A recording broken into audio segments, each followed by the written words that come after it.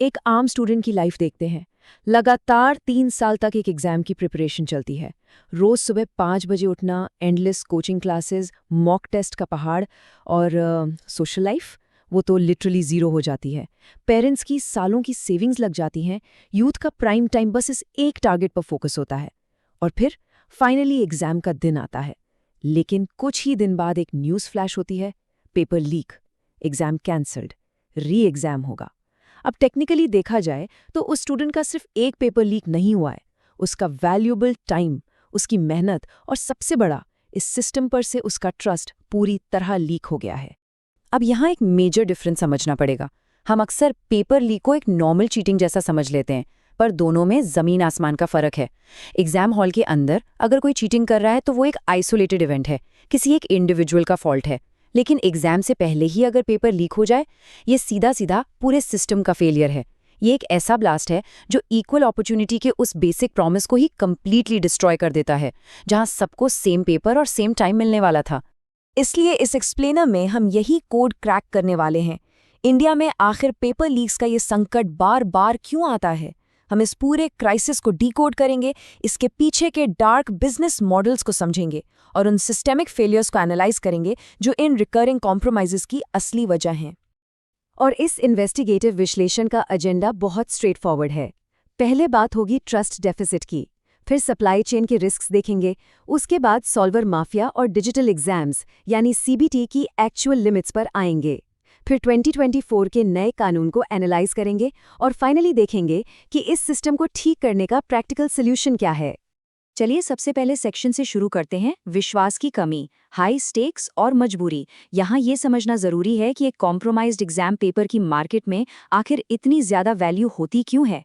Basically ये पूरा खेल एक्सट्रीम डिमांड और स्केयर सप्लाई का है। एक तरफ मैसिव डिमांड देखिए, लाखों कैंडिडेट्स, एक्सट्रीम फैमिली प्रेशर और करियर को एक सिंगल अटेम्प्ट में क्लियर करने का डेस्परेट फोकस, और दूसरी तरफ सप्लाई, सरकारी जॉब्स बहुत लिमिटेड हैं, कॉलेज की सीट्स कम हैं और एज लिमिट्स एक्सट्रीमली स्ट्रिक्ट हैं।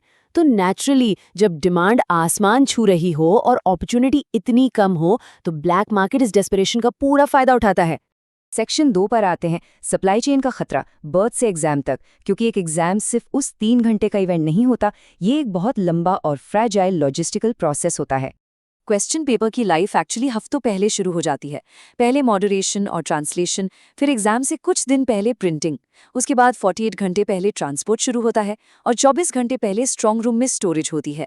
अब क्लियरली देखा जा सकता है कि इस लंबी चेन में हर स्टेप पर ह्यूमंस इन्वॉल्व हैं, और सप्लाई चेन जितनी लंबी होगी, फेलियर और लीक के पॉइंट्स ऑटोमेटिकली उतने ही ज्यादा बढ़ जाएंगे। तो बॉटम लाइन ये निकल कर आती है कि सिक्योरिटी सिर्फ एग्जाम हॉल के अंदर ही मायने नहीं रखती।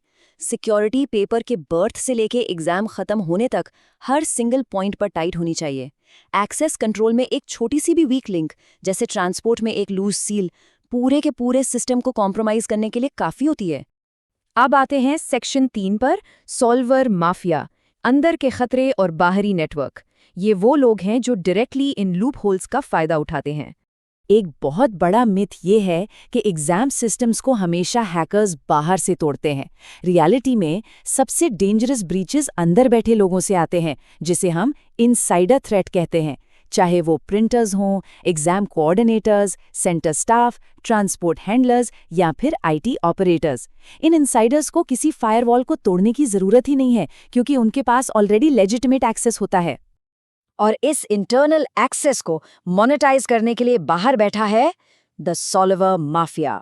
इसमें कोचिंग सिंडिकेट्स, मिडलमैन और टेलीग्राम या व्हाट्सएप पर चलने वाले अनोनिमस नेटवर्क शामिल हैं।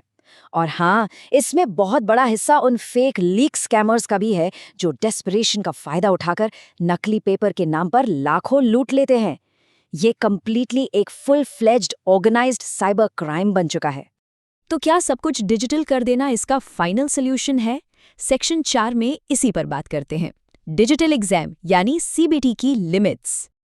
आमतौर पर यह मान लिया जाता है कि कंप्यूटर बेस्ड टेस्ट लाने से चीटिंग पूरी तरह बंद हो जाएगी, पर दोनों ही फॉर्मेट्स के अपने यूनिक रिस्क्स हैं। फिजिकल एग्जाम्स में अगर प्रिंटिंग लीक्स और ट्रांसपोर्ट चोरी का डर है, तो डिजिटल एग्जाम्स में मेन सर्वर हैक होने, रिमोट एक्सेस सॉफ्टवेयर यूज होने या सिंपली स्क्रीन कैप्चर होने का बहुत बड़ा रिस्क रहता है। टेक्नोलॉजी अपने आप में कोई मैजिक वॉन्ड नहीं है, अगर अंडरलाइंग सिक्योरिटी डिज़ाइन वीक है तो डिजिटल एग्जाम भी ऑफलाइन एग्जाम जितना ही इनसिक्योर हो सकता है। इसी ऑर्गेनाइज क्राइम को टैकल करने के लिए सेक्शन 5 लाया गया, 2024 का कानून। ये सीधा इन नेटवर्क्स के बिजनेस मॉडल पर अटैक करने के लिए बनाया गया है। इस नए एक्ट की टारगेट्स एब्सोल्युटली शार्प हैं। ऑर्गेनाइज्ड मैलप्रैक्टिस, अनऑथराइज्ड एक्सेस और फेक एडमिट कार्ड्स को लीगली डिफाइन करके उन पर एक्शन लिया जा रहा है। और सबसे बड़ा चेंज ये है कि अब प्राइवेट सर्विस प्रोवाइडर्स को भी लीगली और फाइनेंशियली अकाउंटेबल बनाया गया है। इसका एम क्लियर है, उन माफियाज को रोकना जो पब्लिक एग्जाम्स को अपना प्रॉफिट का धंधा बना चुके हैं। लेकिन क्या सिर्फ एक लॉ पास कर देना काफी है? यही हमारा आखिरी और छठा सेक्शन है, सिस्टम को ठीक करना, क्योंकि सिर्फ सजा काफी नहीं है।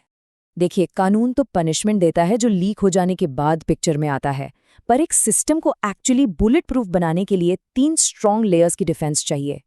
पहला, प्रिवेंशन, यानी पेपर बनाने से लेकर एग्जाम दिन तक सिक्योरिटी डिजाइन इतना सॉलिड हो कि लीक हो ही ना।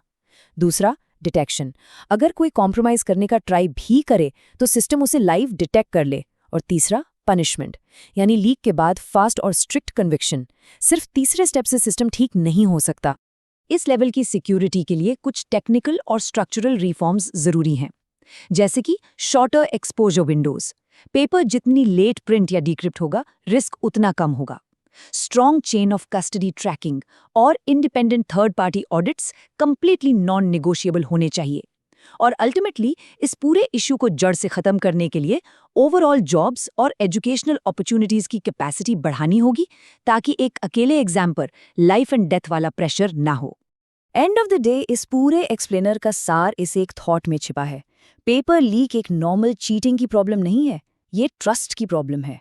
जब एक सिस्टम कॉम्प्रोमाइज होता है तो वो किसी एक कैंडिडेट की मार्कशीट खराब नहीं करता, वो सीधा इस देश की डेमोक्रेटिक मेरिटोक्रेसी को डैमेज करता है। और जब मेहनत करने वालों का सिस्टम से फेथ हो जाता है तो वो फ्रस्ट्रेशन सोसाइटी के लिए सबसे बड़ा खतरा बन जाती है। अब सोचने वाली बात यह है, इस पेपर लीक क्राइसिस की रूट कॉज, इसका सबसे बड़ा कारण एग्जैक्टली क्या है? क्या ये सिस्टम का करप्शन है, एक्सट्रीम प्रेशर है, टेक्नोलॉजी का गैप है, या फिर वीक अकाउंटेबिलिटी? कमेंट सेक्शन में सिर्फ एक वर्ड में इसका जवाब जरूर ड्रॉप किया जा सकता है। ऐसे ही कॉम्प्लेक्स टॉपिक्स का क्लियर विश्लेषण यहाँ जारी रहेगा। मिलते हैं अगले एक्सप्लेन